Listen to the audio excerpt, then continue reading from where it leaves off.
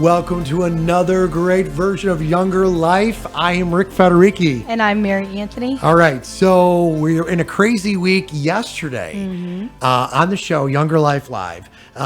It was really a very interesting topic because Dale Veach joined us in the studio about meditation. Right, and how he, his interpretation of how he has studied meditation in different forms and what works for him. So it was nice to get his perspective. And I want to throw this out there to you because I got several emails and people were calling studios. Okay, I was listening to your Younger Life Live program yesterday while I was driving around, and it reminded me that I wanted to try Tai Chi. Oh yeah. See what I'm saying? Right. We talked about martial arts. We did, which, Dale had mentioned as a young child, he would see, martial art masters. Yes. And see them focus, meditating of sorts. So that was interesting to see on the Mayo Clinic list of the different types of meditation that Tai Chi was listed. So, I think it's fantastic. And really, we're all so different, and it's nice to know that you got to think outside of the box sometimes and find what works best for you. So it was definitely an interesting conversation. It was way different spin for Younger Life. Right.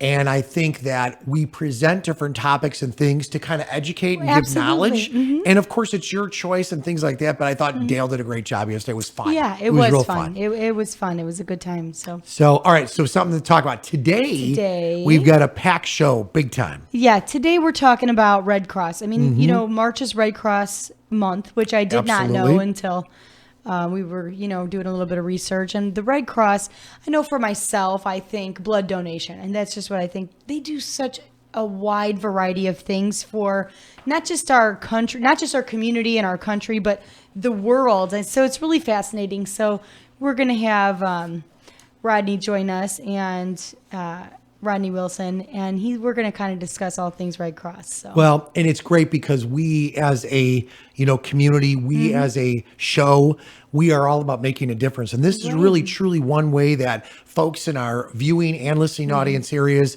can help out no matter where they're at and kind of making a difference. So we will keep you in tune with that. That's coming up. But I want to throw this out there. Want nothing, do anything, have everything. Where is that from? Where is that from? That is actually that's going to be post show. Yeah. It's going to be we're going to be talking to the author of not just one, now two great books. Yes. He has a great story. He's actually he's been on TED Talks for anybody that likes that. His name is Neil Pasricha. Very I'm good. Make sure I say it right. I actually said, I called to find out. I didn't want to mispronounce his name. Absolutely cool. Really fascinating. He's got a great book. I'm reading it right now, so I really look forward to that. And it's just going to be fun. Again, he's all about focusing on the positive, the happiness equation. So. I'm all about being happy. I know, right? And positive energy breeds positive energy, if nothing else, even if not the positive results. At least that positive attitude really helps in every aspect. So I look forward to talking to him. We always preach about that. So, things that folks, you could be down, you could be like just really, something may have happened. You got to find a positive side to every kind of equation in life. I think that's the truth, because we all have those days, and we all do have events and things that are tough. Absolutely challenging. Some worse than others, certainly. But there's still always something to be thankful, grateful for, and focus on those positive things. And I'm thankful to be here with you. Yeah, me too. This is a good day. Yeah.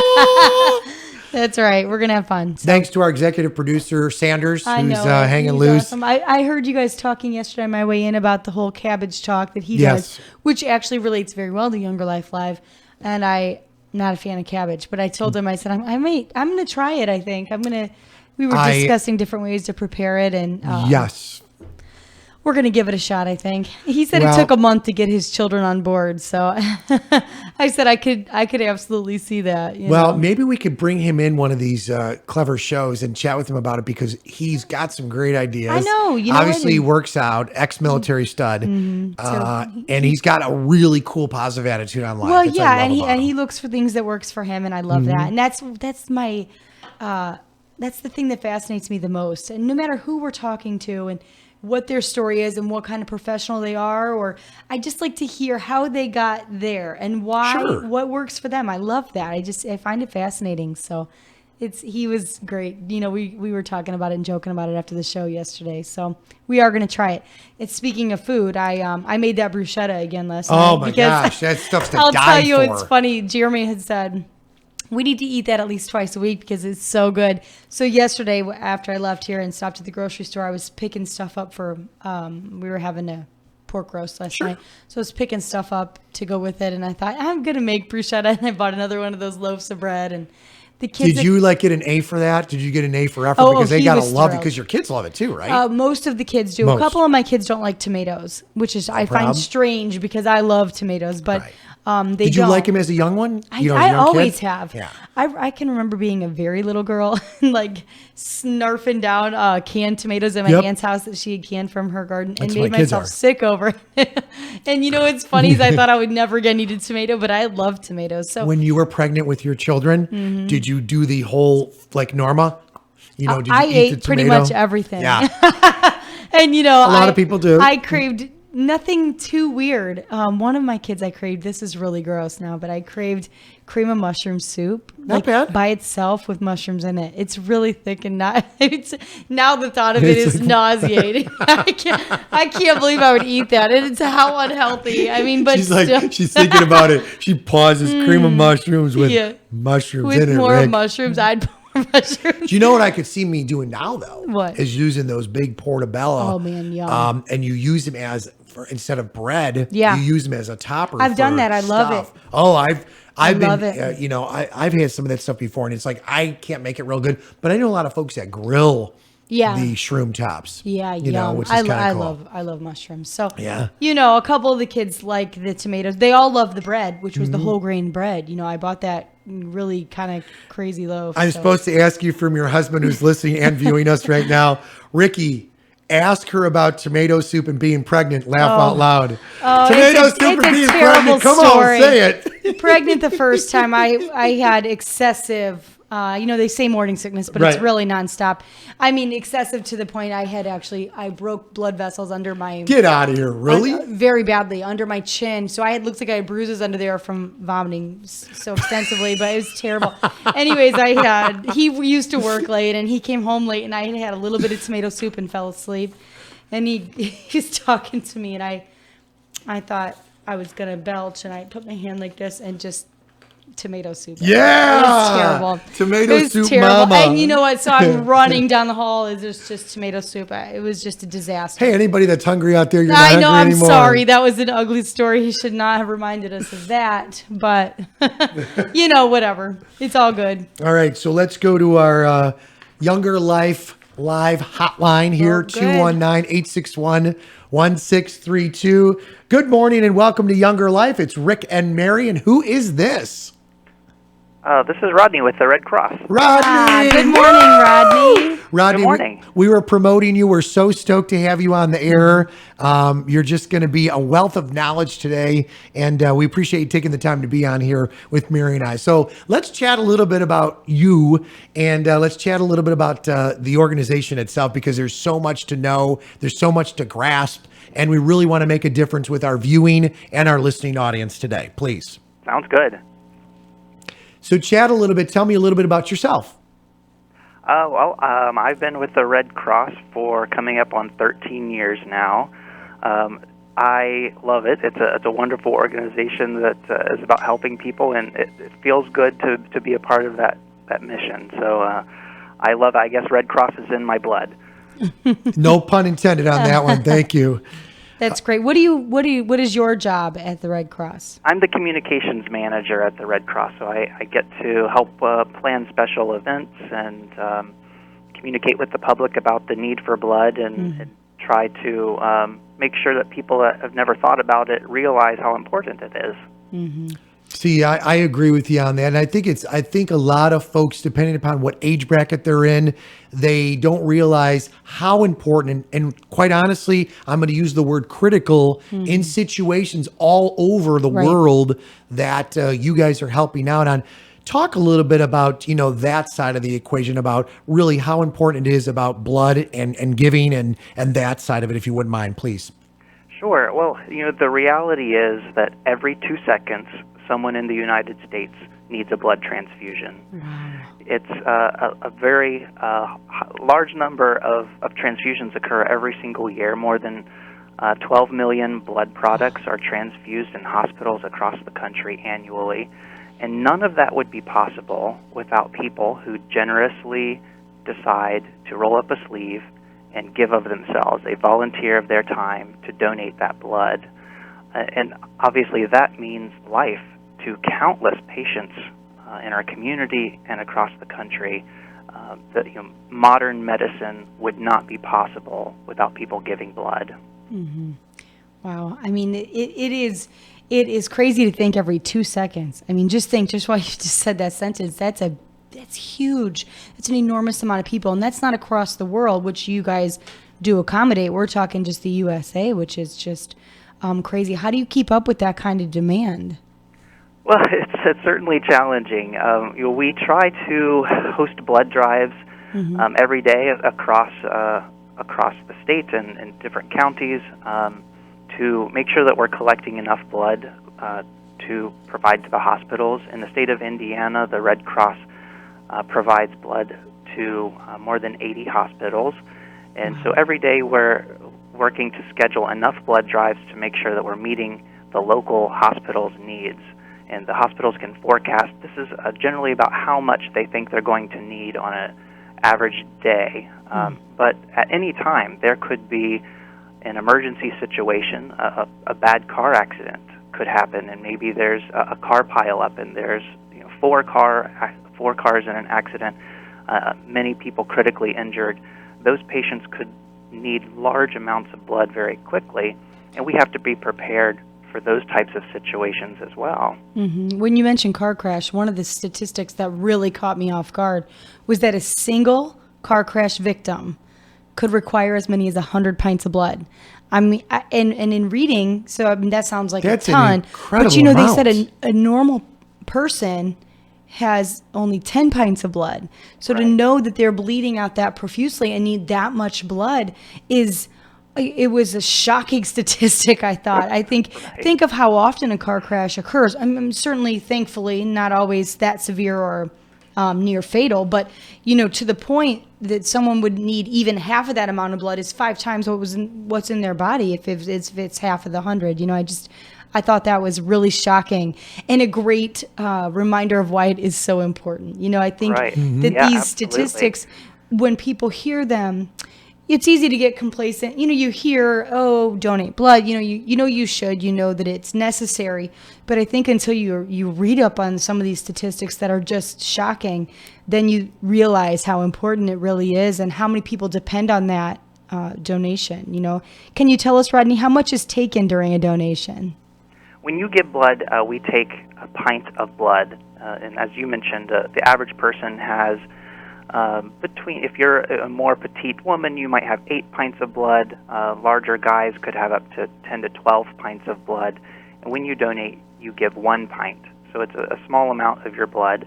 We're actually able to take that and we separate it into different parts, platelets, plasma, and red blood cells. And we're able to give those to different patients based on what their medical need is. So just with your 1 blood donation, you have the potential to touch 3 different patient lives with your platelets, plasma, and red blood cells. Can I ask too, what would be the requirements there? Because there's a lot of folks that listen to the show, all age groups. What would you have to be 18 to give blood, Rodney, or how does that work? Is there a specific age? 17 years old is the minimum age. You can be 16 with a signed parental consent form. And we ask that you be in general good health, a minimum of 110 pounds, and then there may be some other criteria that might make you ineligible. International travel gets a lot of people. If you've traveled to certain parts of the world in the last 12 months, you're asked to wait for 1 year from the time of your travel. That could include Mexico or parts of South America or Africa. So if you've traveled, that might make you ineligible for just a short period of time. Can I ask why, Rodney? Is it just to eliminate some of the illnesses that possibly you don't even know you have yet? I mean, is that Right, just more exactly. screening? A lot of it has to do with malaria. Oh, okay. There aren't tests that can show that malaria is latent in your system. You could go to Mexico, be bitten by a mosquito, and have the malaria virus in you, and it could be latent, and as in you don't have any symptoms of it, and it doesn't show up in a test. Wow. But within 12 months, either you would have gotten sick and you would know you have malaria, or you're clear. So we ask people to wait for 12 months after travel to areas where malaria is a possibility, where you could have come into contact with it.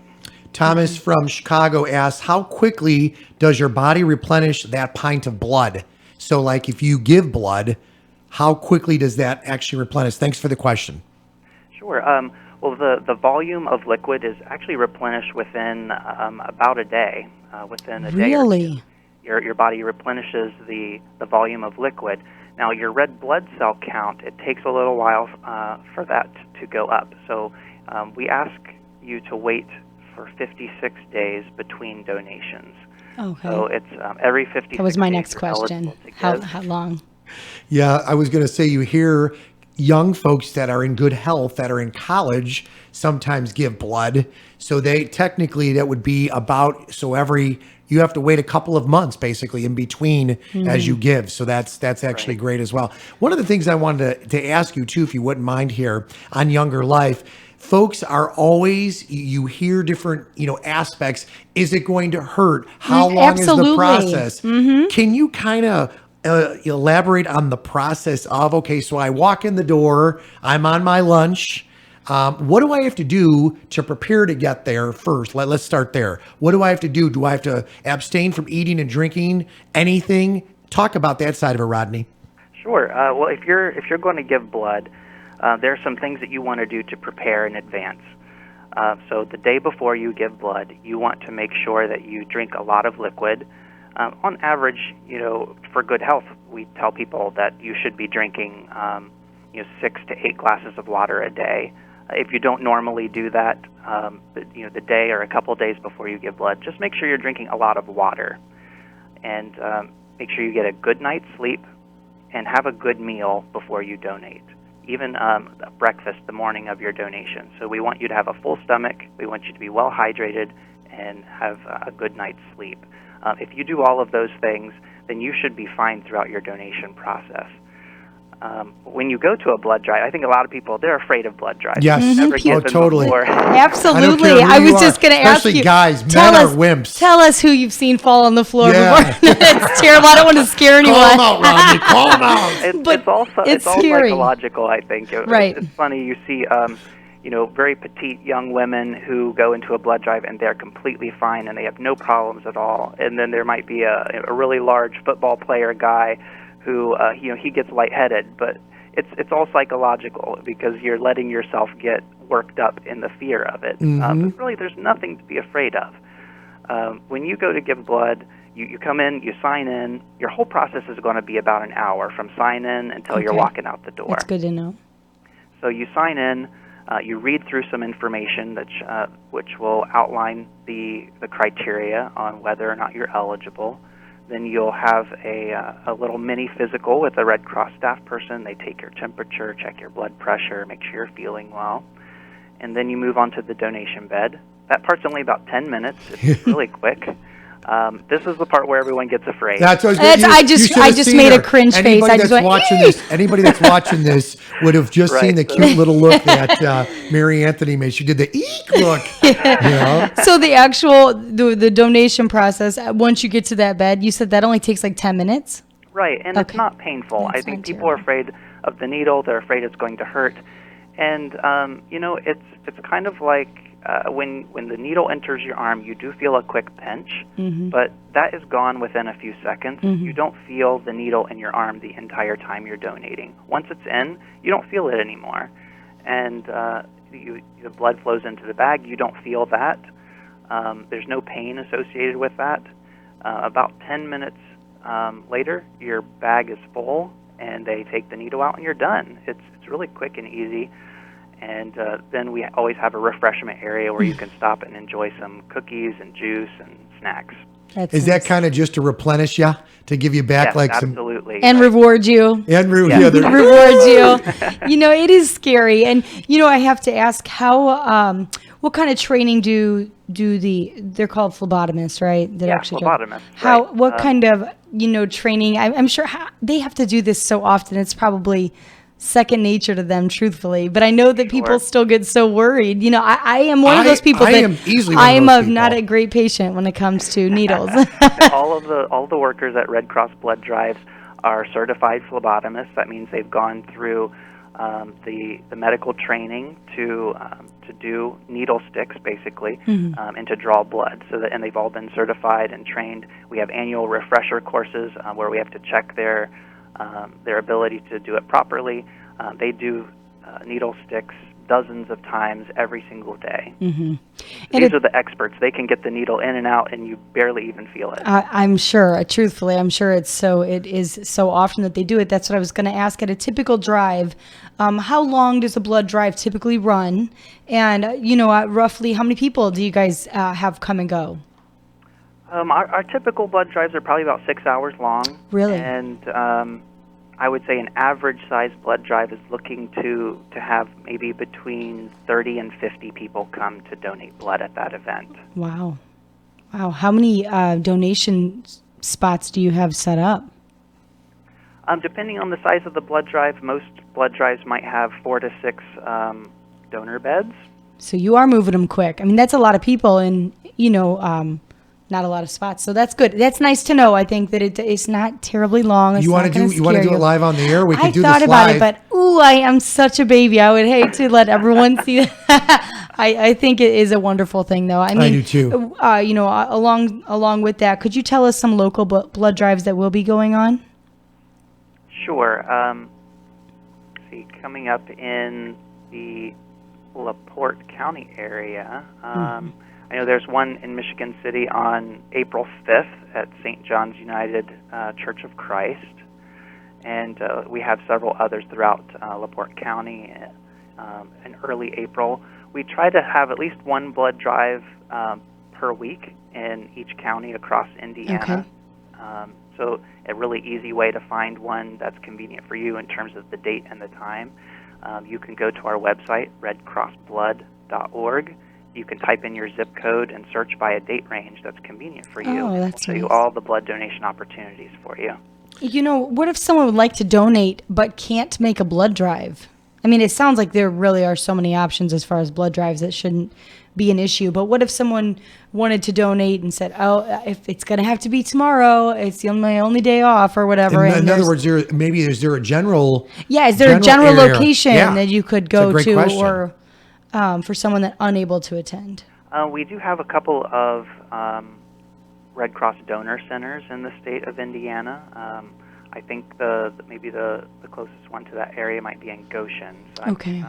There's not one in every community, but if you search for the date and times that work best for you, on our website, hopefully there will eventually be either a donor center or a blood drive that lines up with your schedule. That is fantastic. Someone just texted me and asked me what the schooling would be to become. Is this like a nursing degree to become a phlebotomist? Yes. No, it's just training, to do needle sticks, like he said. But can you tell us what the schooling is and how long that would take if someone was interested? That's sure. So phlebotomy certification, typically you can get that through different types of technical colleges. Many schools, community colleges offer a phlebotomy certification course.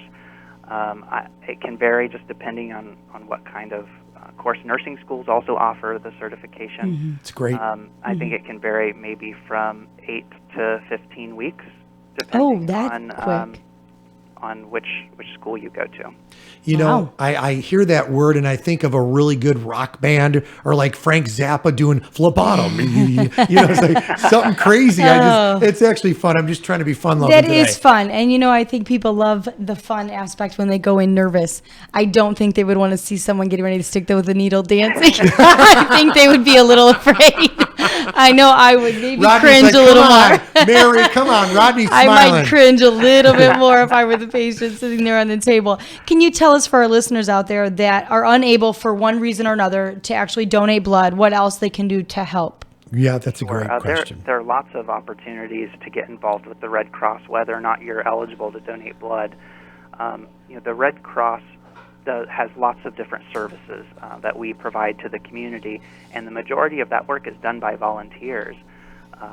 We respond to house fires. That's probably the number one emergency or disaster that we respond to. Across the country, the Red Cross responds to more than 70,000 house fires.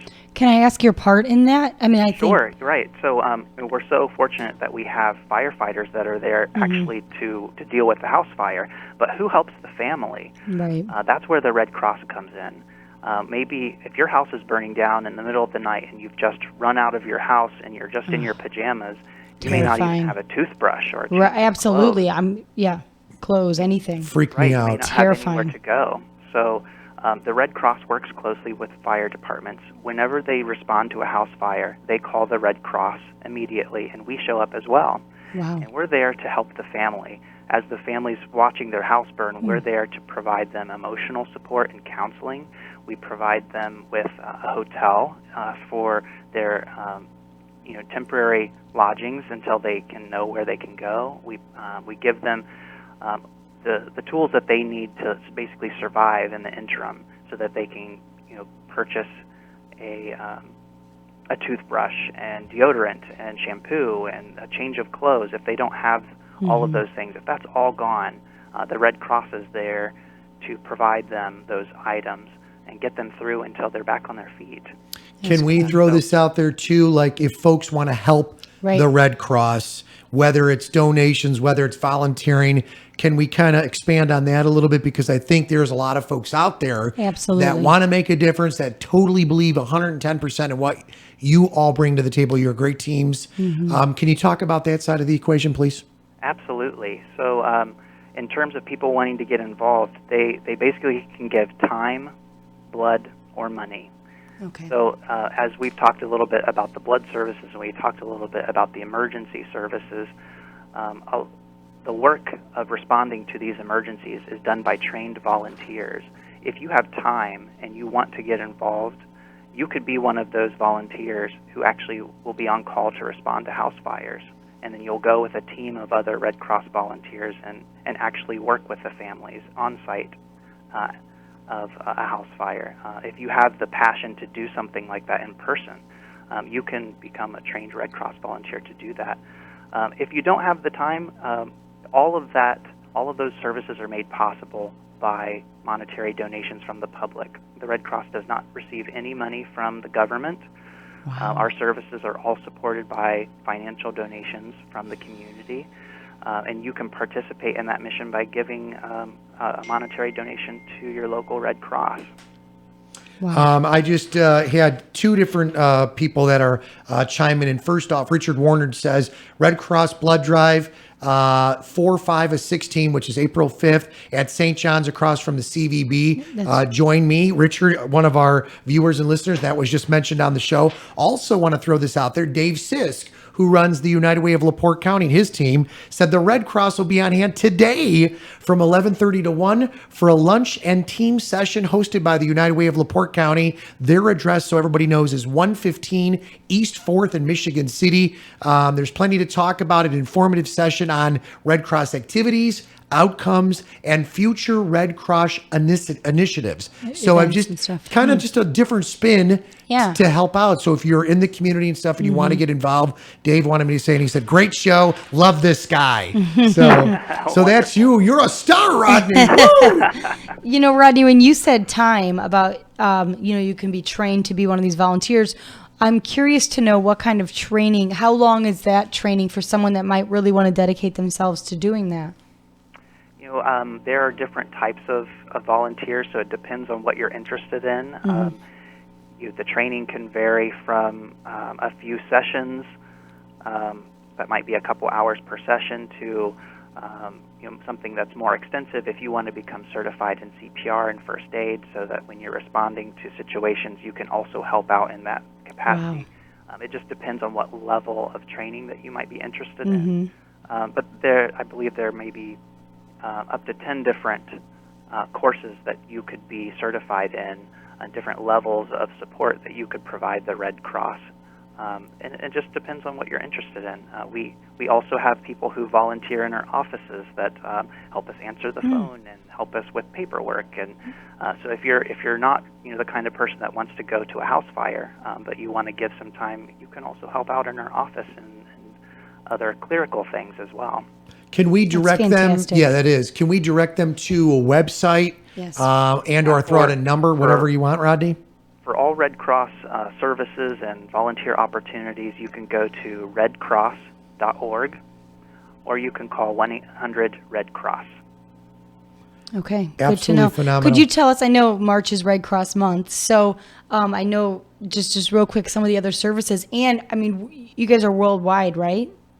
Right, the Red Cross is a global organization, and the American Red Cross is the U.S. chapter of that International Red Cross Society. We have other lines of service as well. We support the military in terms of providing communication. If somebody at home has been injured and they have a son who's serving overseas in the military, the Red Cross is the one who facilitates the communication and getting that service member the exception to be able to leave the military to come home to be with their family if needed. We also provide, of course, first aid and CPR. We train the community in how to respond to if they see somebody choking, if they come upon a car accident, what they can do in those emergency situations until EMTs are on site. And we also connect families who may have been separated by war and disaster, and that doesn't sound like it would happen very much in the United States, but obviously in the Middle East and other parts of the country where there's a lot of war and disaster, families are separated, and the Red Cross is there to help people reconnect with their friends and their family members. That's wonderful. Can you tell us when the Red Cross, I'm just curious, when the Red Cross started? When was it established? Sure, 1881. Wow. It was founded by Clara Barton. If you remember your history from when you were in school, Clara Barton founded the Red Cross during the Civil War time period, and it came out of the fact that she saw soldiers on the battlefield and no one was helping them. And she felt strongly that there needs to be a neutral organization that does not take sides in conflict, who is allowed to go in to help injured soldiers regardless of which side of the conflict that they're on, and that everyone would respect that group's ability to go in and help. And that's where the Red Cross came from. It started as helping the soldiers during the Civil War regardless of whether they were fighting for the North or the South. And after the Civil War ended, it just grew into how can we help the community in other ways. Can you throw out a situation where I know that you've been doing this for a number of years, something that sticks in your mind, Rodney? Don't mean to throw you on the spot, that really just at that point, you're doing the right thing in life, you're making a difference, a story, something that happened, something that became of a unique situation that you just said, wow, this is incredible. Well, I feel that way. I think every time I meet a patient who is alive because they received blood products. There's one little girl in particular. Her name is Madeline, and Madeline was diagnosed with a rare form of leukemia at about 6 years old, and she wouldn't be alive today if it weren't for the people who make an effort to donate blood on an ongoing basis. She went through chemotherapy and treatment for her cancer for several years. So for at least 2 years, she was receiving regular blood products and transfusions to help her survive. And so that's another kind of way that people who are giving to the Red Cross are helping families stay together. They're helping children survive cancer. When I see a family who is so thankful to still have their little girl because of blood and platelet donors, that just means everything.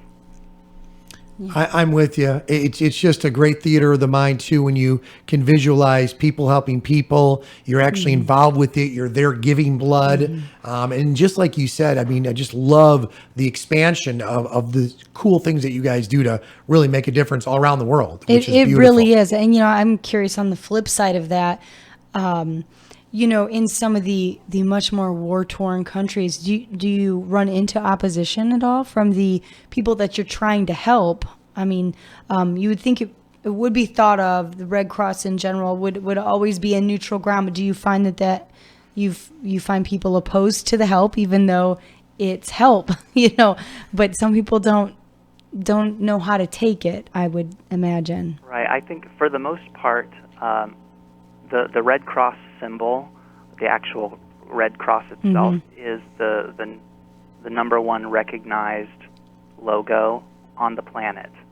So no matter what country you go to, people know what that is, and they know that it means help. Okay. And in general, cultures and countries around the world all respect that. They know what it means. They know that we're there to do good, and they help us and they participate in helping the community. Even with the bombings that happened in Belgium just yesterday, there are people that have been separated from their families, and if you've seen in the news where families are worried about their loved one that they haven't heard from in that country, the Red Cross is the ones that are there that are helping to reconnect those families, and we have programs in place so that you can register with the Red Cross to help you try to find your loved ones. It's amazing. Well, I so appreciate you taking the time to be here with us today. Just a wealth of knowledge. We really, really appreciate it. Is there anything on a final thoughts moment, Rodney, that you want to throw out there to the Younger Life live audience? Either it is, via the radio, via the video stream. Tell us a little bit, your final thoughts on that, please. Sure. Well, it feels good to help your community and to help people. And the Red Cross is a way that you can do that. There are lots of different lines of service, lots of different volunteer opportunities. We would just encourage you to find your niche, your interest, and get involved. Awesome. I so appreciate anything Thank you wanted so to much. add. No, Yeah, you're I awesome. think it's fantastic. And I would say definitely, look up the redcross.org, find the, find a local blood drive. And I think that, I know LaPorte Hospital does them occasionally too. We might have to set that up to where They we do actually a do ton that of them online. throughout the year. Where we actually do that. Oh, I'll do it. I'll do it. If you do it, I'll do it, but I'll do it anyways just because there are different things. It's so important. One of the things I want to throw out there, Rodney, and I know you love your music and stuff, I'm sure.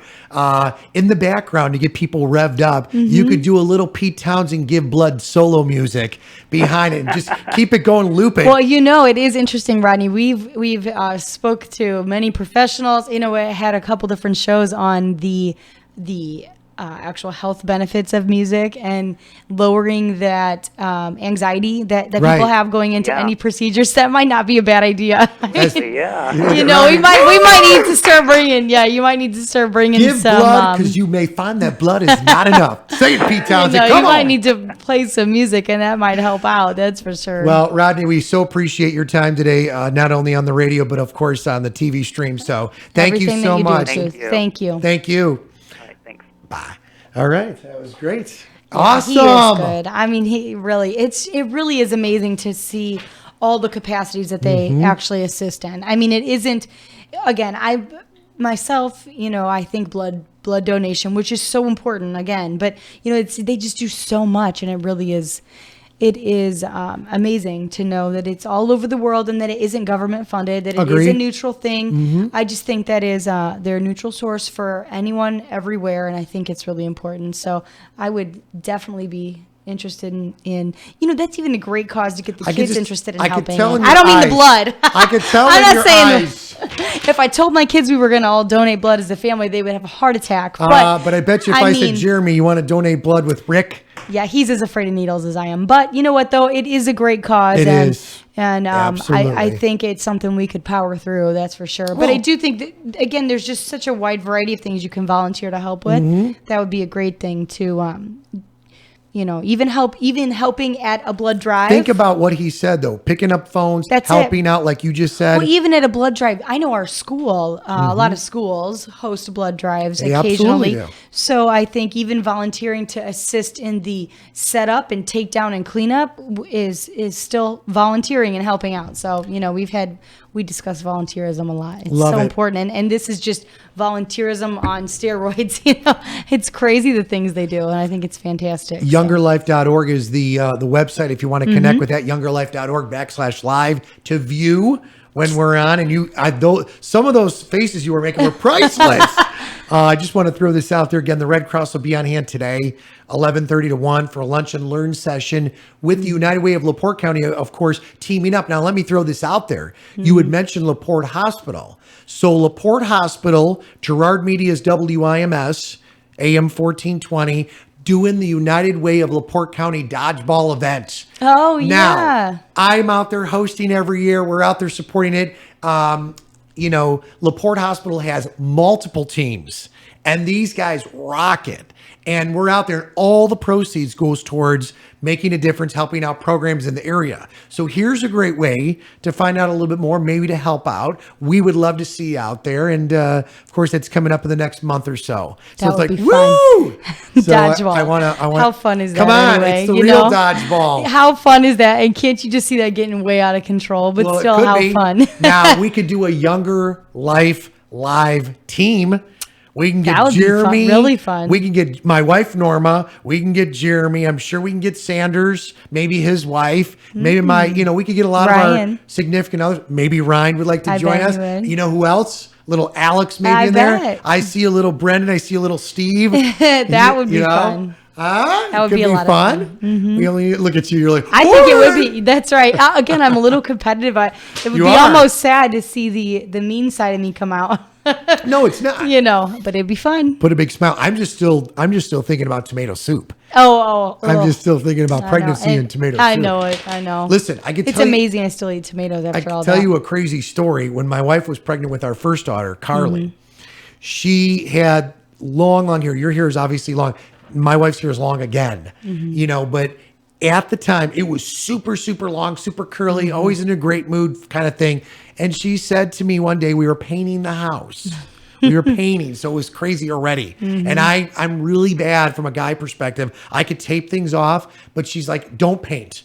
You're dripping, just stay out of the way. Oh, that's funny. Just, go do something. So I'm there to support my wife and my family. So she's sitting there and I'm up on the ladder and I'm taping and I'm doing stuff. And she says, and this is like right in the early part of the day, I'm going to get a haircut. And she goes, you think I need one? I said, well, and I knew it was a little touchy because we were in the second, trimester or whatever. So he said, honey, do whatever you want to do. Well, I would like your input on this, Rick.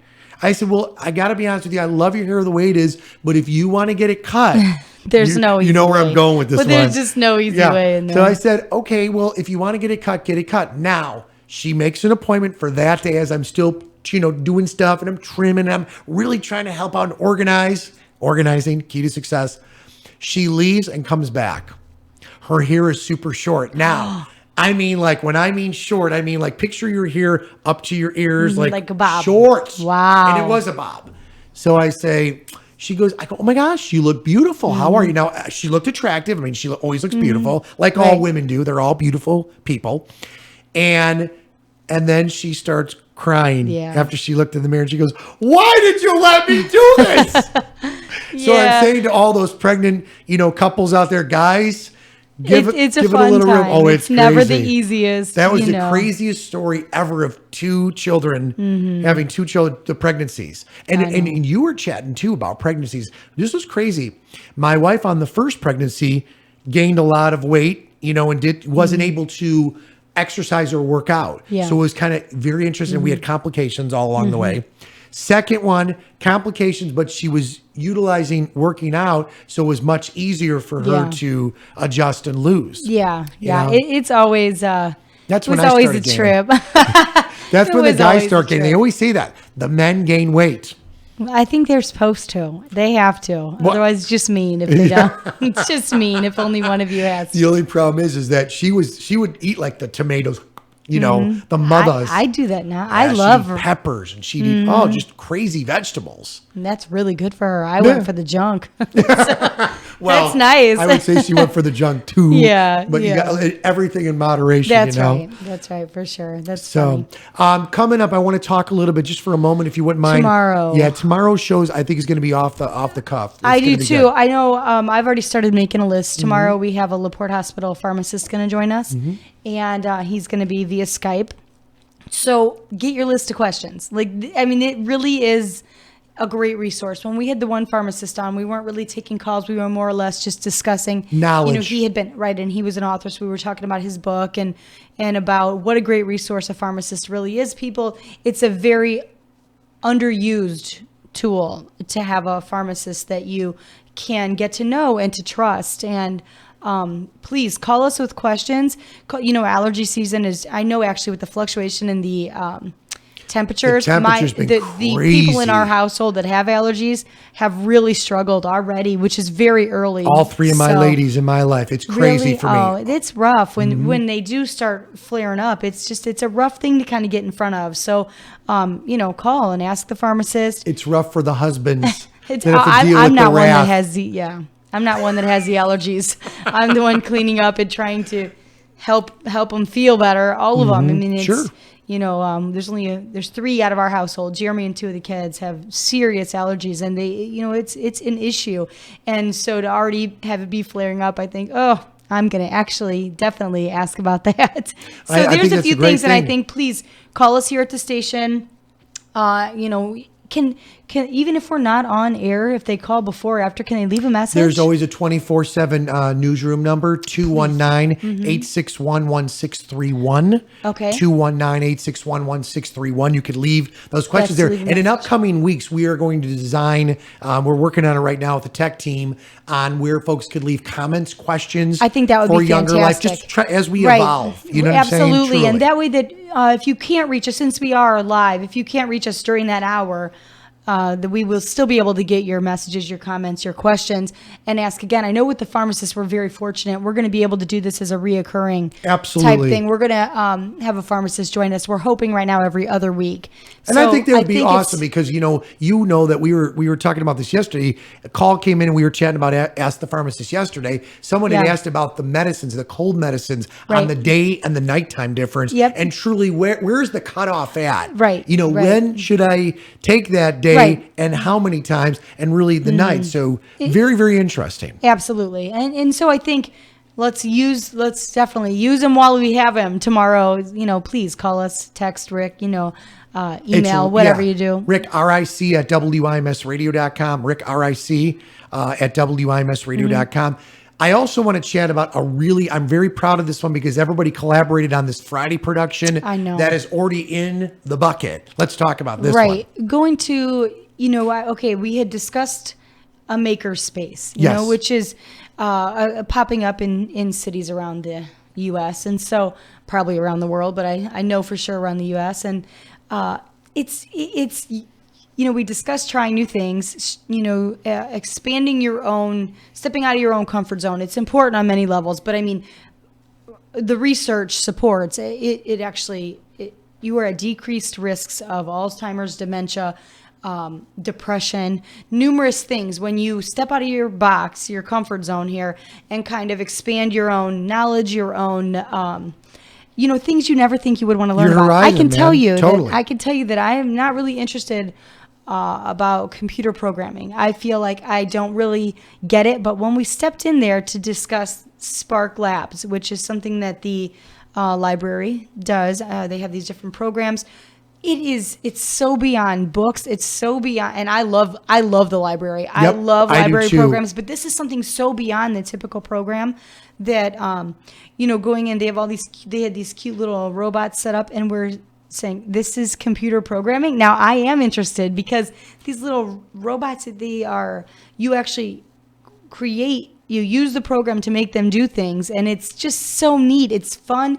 It's learning in such a different way, and it's something I could see myself benefiting, as well as my children and other young people that, technology is always right at our hands, and maybe they get so used to just playing a game, but sometimes those games and how those games are made, they can learn that and not even realize that they're learning. How about this one? And it's all So ages, it's by so the way. neat. Keeps Oh, the mind absolutely. sharp as you're wiser in years. Even the youngsters learning something new, tying all that together. But the thing I was blown away on, you may think I'm a big dork on this one, but when they took the little keyboard and plugged it into the carrots, and it know. worked. Well, and the It science was behind crazy, it. yes. And, to see it, to hear the science behind it and have it make sense Yes. is huge. I think it's just so neat, and it's just so engaging. And they offer these classes, and it's definitely worth, I was telling my kids about it, how I think that it's something they will love. So I think it's going to it's such a cool show. We did 3D printing,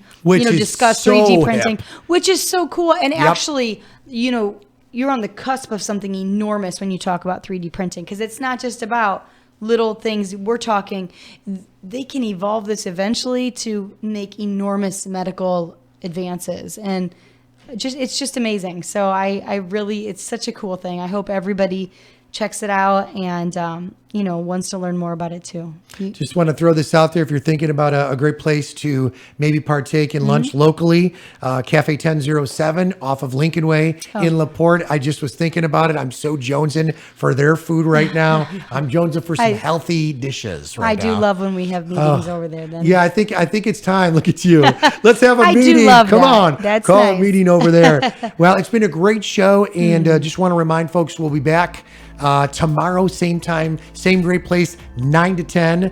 Of course, here with Younger Life. Ask the pharmacist tomorrow. Don't forget to get us your questions. And I want to throw this out there too, YoungerLife.org. You could see these different things here /live, while it's happening. You can go to YouTube when all is said and done. So if your kiddies are at school, scope out the program on Friday. Scope out the programs daily. Tell your family and friends, Younger Life. That's Woo! right. Have a great day. I'm Rick Federici. I'm Mary Anthony.